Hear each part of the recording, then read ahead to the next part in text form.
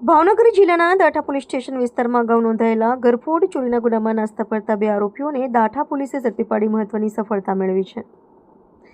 Talaja ડિવિઝનના Datha police સ્ટેશનમાં નોંધાયેલા ગરફોડ ચોરી અને મંદિર ચોરી જેવા ગુનાઓને ઉકેલવા ખાસ ટીમ રચવામાં આવી હતી।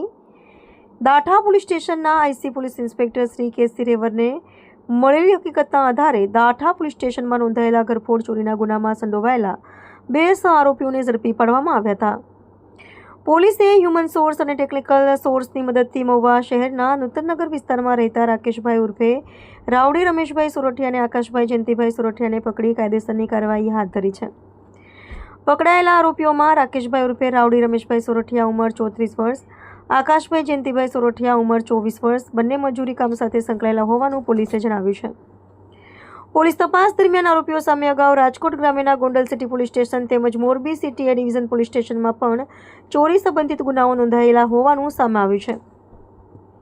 આ જ ગુનામાં અગાઉ પકડાયેલા કણભાઈ ઉર્ફે ભાણો ખીમાભાઈ સોલંકી અને હરેશભાઈ ઉર્ફે હરિલાભુભાઈ ચૌહાણને સેશન કોર્ટ તેમજ ગુજરાત હાઈકોર્ટમાં કરાયેલી જામીન અરજીઓ નામંજૂર કરવામાં આવી હતી અને હાલ બંને આરોપીઓ ભાવનગર જિલ્લા જેલ ખાતે હોવાનું જાણવા મળ્યું છે।